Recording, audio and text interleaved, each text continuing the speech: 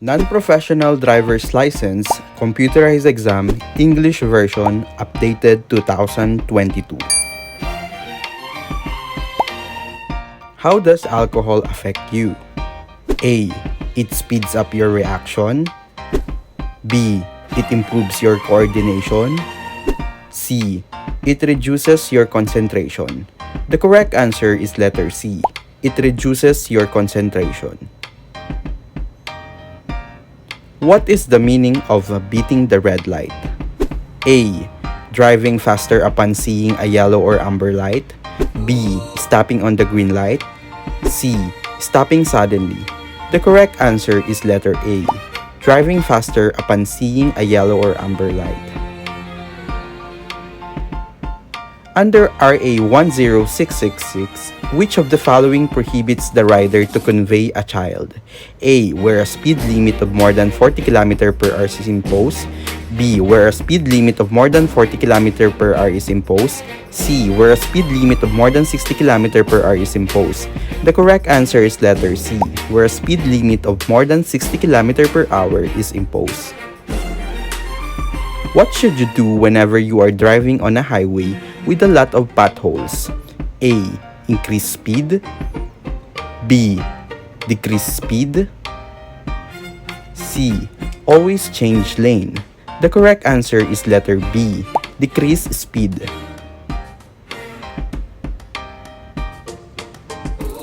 Using a backbone motorcycle, which stand do you need to use when parking overnight?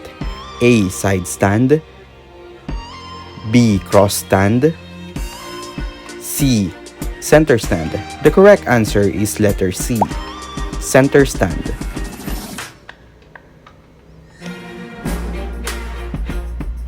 What does this traffic sign means?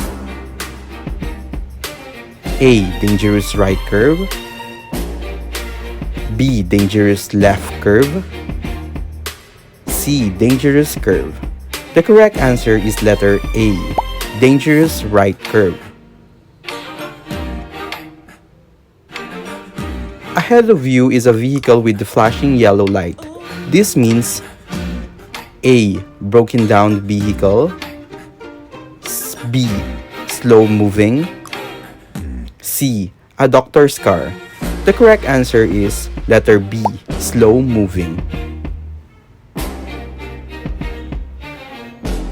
What should you do if the road is wet? A. Increase your speed. B. Keep on swerving.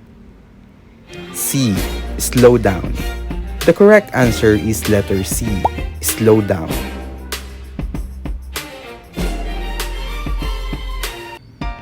What comes next after this traffic light? A. Blue. B. Green. C. Red. The correct answer is letter C. Red.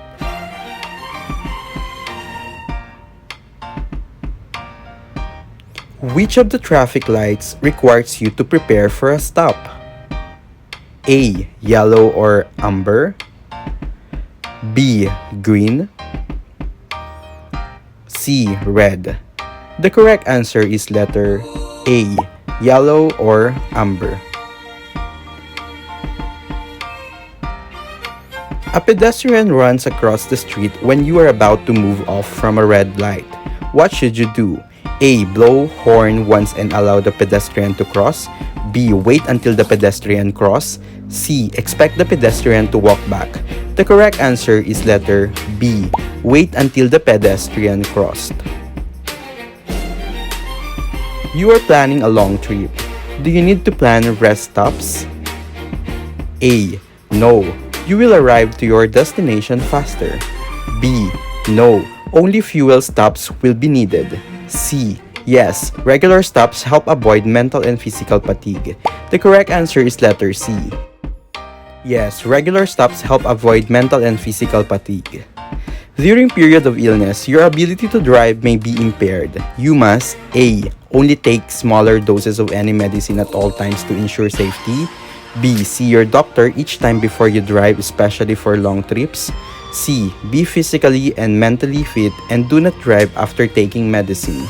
The correct answer is letter C. Be physically and mentally fit and do not drive after taking medicine. Under RA 10666, also known as Children's Safety on Motorcycle Act, the child must grasp the rider's waist, step and rest his, her or feet comfortably on the foot peg, and A.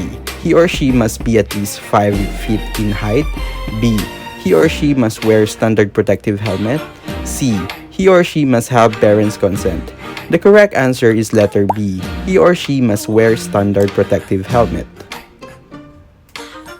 A blinking yellow traffic light means A. Slow down and proceed if there is no danger. B. Wait for the green light. C. Stop and wait for the traffic light to change. The correct answer is letter A. Slow down and proceed if there is no danger. When do you need to check your engine oil level? A. When the engine is hot. B. When the engine is running. C. When the engine is cold. The correct answer is letter C. When the engine is cold. Yellow box pavement marking is painted within intersections where no vehicle is allowed to. A. Pass. B. Blow horn. C.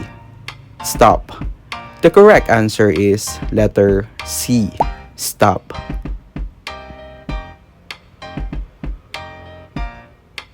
What should the driver do if he or she is already within the intersection when the yellow traffic light comes? A. Slow down to allow other vehicles to cross. B. Stop automatically on the road. C. The driver may continue driving with caution. The correct answer is letter C. The driver may continue driving with caution. Why are the rumble strips installed across the road? A. To help you keep the correct separation distance. B. To help you choose the correct lane. C. To make you alert and aware of your speed. The correct answer is letter C. To make you alert and aware of your speed. Which one is a mandate of LTO? A. Issue certificate of emission compliance. B. Register roadworthy and emission compliant motor vehicle. C. Issue certificate of public convenience. The correct answer is letter B. Registered roadworthy and emission compliant motor vehicle. What does this traffic sign means? A. No swerving. B. Change lane. C. Dangerous curve ahead. The correct answer is letter C. Dangerous curve ahead. What is the authority granted by LTO to a person who desires to learn to operate a motor vehicle valid for a period of 1 year? A. Non-professional driver's license. B. Professional driver's license. C. Student driver's permit. The correct answer is letter C. Student driver's permit. Signs that are round, inverted triangle or octagonal, and with red colored border are called A. Regulatory signs. B. Warning signs. C. Informative signs. The correct answer is letter A. Regulatory signs. You arrive at a crossroad. You want to turn left and you have a green arrow light. Can you proceed? A. Yes, you can turn left as this is a protective turn where no other cars are allowed to enter the intersection. B. No, you cannot turn left unless you have a green left pointing arrow. C. Yes, you can turn left, however, you may still need to yield to pedestrians and incoming traffic. The correct answer is letter A. Yes, you can turn left as this is a protected turn where no other cars are allowed to enter the intersection. What should be done first before changing lanes? A. Make signal. B. Check the traffic ahead. C. Check mirrors for traffic behind. The correct answer is letter A. Make signal. When is it legal to use the shoulder of a road when overtaking another vehicle? A. When the vehicle in front of you is making a right turn. B. When the vehicle in front of you is visibly signaling to make a left turn. C. During normal circumstances, you are not legally allowed to pass using the shoulder of a road. The correct answer is letter C. During normal circumstances, you are not legally allowed to pass using the shoulder of a road.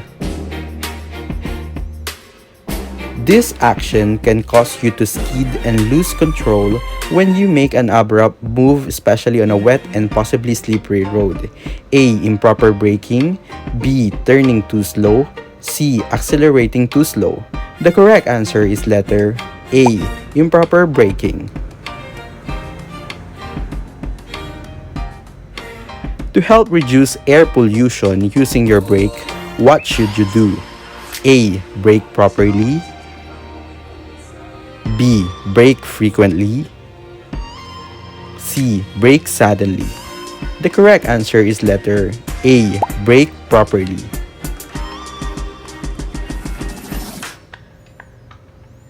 What does this traffic sign means? A. No U-turn. B. Dangerous left bend. C. Dangerous right bend. The correct answer is letter A. No U-turn. You should not use a mobile phone while riding a motorcycle because A. Reception is poor when the engine is running. B. It will affect your vehicle's electronic system. C. It is prohibited by law and it distracts your attention while driving. The correct answer is letter C. It is prohibited by law and it distracts your attention while driving. What sign will constitute an offense if it will be disregarded? A. Regulatory sign. B. Warning sign. C. Informative sign. The correct answer is letter A. Regulatory sign. A flashing green light means A. Full stop. B. Proceed with caution. C. Slow down and be ready to stop where a pedestrian crosses the street. The correct answer is letter B. Proceed with caution. What does this traffic sign means?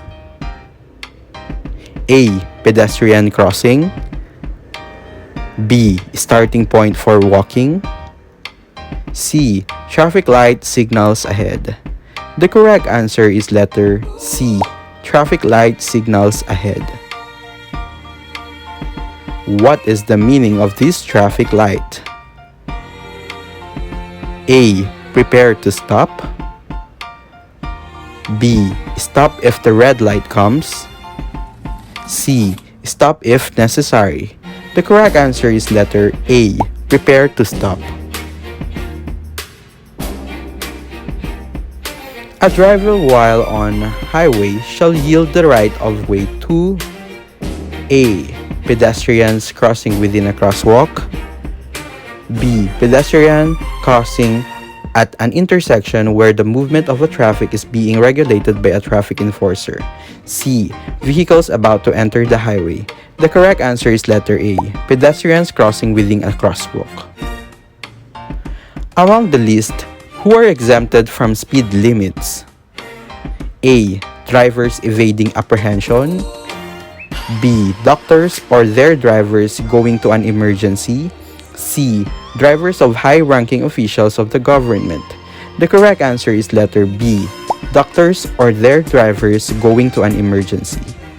When do you need to switch on your turn signal? A. After turning. B. While turning. C. Before turning. The correct answer is letter C. Before turning. What is the maximum penalty for driving under the influence of liquor or prohibited drugs? A. 6 months suspension. B. 1 year suspension. C. Perpetual revocation of license. The correct answer is letter C. Perpetual revocation of license. If the brake light of the vehicle in front of you lights up, you should A. Prepare to brake. B. Press the horn. C. Turn right or left. The correct answer is A. Prepare to brake. The primary objective of looking ahead while driving is A. To check for the presence of traffic enforcers. B. To check the traffic ahead and changes of road condition. C. To check for the road crash. The correct answer is letter B. To check the traffic ahead and changes of road condition. A blue traffic light means A. Go. B. Stop. C. None. There are no blue traffic lights. The correct answer is letter C. None. There are no blue traffic lights. What does this traffic sign means? A. No cars. B. Cars only. C. No motorcycles. The correct answer is letter C. No motorcycles. You are entering an area of roadworks where there is a temporary no overtaking sign. You must A. Obey the sign only during rush hour. B. Follow the sign as advised. C. Obey only when a traffic enforcer is on duty. The correct answer is letter B. Follow the sign as advised. How much is the penalty for the second offenses of RA 10666 Children's Safety on Motorcycle Act of 2015? A. 1,000 pesos. B. 5,000 pesos. C. 7,000 pesos. The correct answer is letter B. 5,000 pesos. What should you do when you approach a roadwork with a temporary maximum speed limit sign? A. Comply with the sign at all times. B. Comply with the sign during the day. C. Comply with the sign when the lanes are narrow. The correct answer is letter A. Comply with the sign at all times. A no parking sign means A. A motorist can park provided that he or she is driving a private vehicle. B. A motorist cannot do a temporary stop, otherwise he or she will be apprehended for disregarding traffic sign. C. A motorist can make a temporary stop within a reasonable time to load or unload but must not obstruct the other vehicles. The correct answer is letter C. You approach an intersection with malfunctioning traffic signals. What should you do? A. Treat the intersection as if there were stop signs in all directions. B. Increase your speed because the intersection is clear. C. Slow down and wait for a traffic enforcer. The correct answer is letter A. Treat the intersection as if there were stop signs in all directions. If you encounter emergency vehicles such as an ambulance, a fire truck and police cars on the road with sirens on, what should you do? A. Ignore them since you have no business interfering with their jobs. B. Give way by pulling in to the left or right side of the road depending on the circumstances. C. Obstruct their passage and never allow them to pass through. The correct answer is letter V.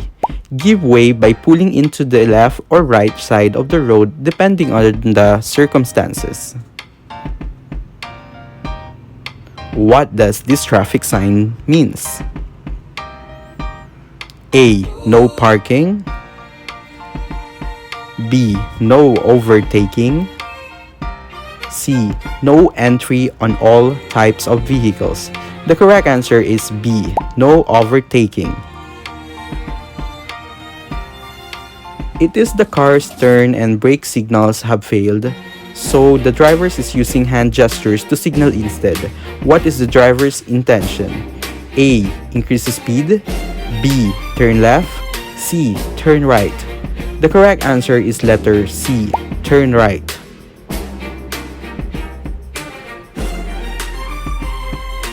When a driver sees the yellow light signal changes to red, a vehicle is already in the intersection to turn left or right. May A. Slow down to allow other vehicles to proceed. B. Stop automatically on the road. C. Continue to proceed through the intersection even if the light on the signal to the left and right is red. The correct answer is letter C. Continue to proceed through the intersection even if the light on the signal to the left or right is red. Motorcycle riders must exercise safety and care at all times. A. Helmets intended for construction works. B. Standard protective helmets. C. A policeman cap or gloves. The correct answer is letter B. Standard protective helmets. Where would you see this sign? A. At the side of the road. B. At playground areas. C. School pedestrian crossing. The correct answer is letter C. School pedestrian crossing. How can you avoid wasting fuel? A. By filling up the saddle and top box. B. By servicing your vehicle less regularly. C. By having your vehicle properly serviced and maintained. The correct answer is letter C. By having your vehicle properly serviced and maintained. What does this traffic sign means? A. Stop. B. Do not enter. C. No entry for all types of vehicles. The correct answer is letter A. Stop. In case of a road crash involving physical injury, the first duty of the involved driver is A. Attend to the injured person and call for help. B. Report the incident to a hospital. C. Report the incident to the nearest police station. The correct answer is letter A. Attend to the injured person and call for help. You service your own vehicle. How should you get rid of the old engine oil? A. Tip it into a hole in the ground. B. Dispose it properly. C. Put it into your dustbin. The correct answer is letter B. Dispose it properly. What is the maximum and allowable width of the saddlebags or bag? A. 14 inches from both sides. B. 16 inches from both sides. C. 18 inches from both sides. The correct answer is letter A. 14 inches from both sides. When more than one driver arrive at a four-way stop, who has the right of way? A. The driver who arrived first should be the first to go. B. The last driver to arrive should be the first to go. C. The driver of the larger vehicle should be the first to go. The correct answer is letter A. The driver who arrived first should be the first to go. How much is the imposed fine and penalty for the first offense if you violate the RA 10666 on safety of children aboard vehicle? A. 1,500. B. 3,000 pesos. C. 5,000 pesos. The correct answer is letter B. 3,000 pesos. For non-professional driver's license exam, there will be 60 items and 48 items will be the passing score. Make sure to bear on your mind all the things you have learned on this reviewer and use it properly on the road. I also have Tagalog version of these exam reviewers for your reference. This is Wonder J saying, keep safe, Kawonder, and see you on my next vlog. Bye.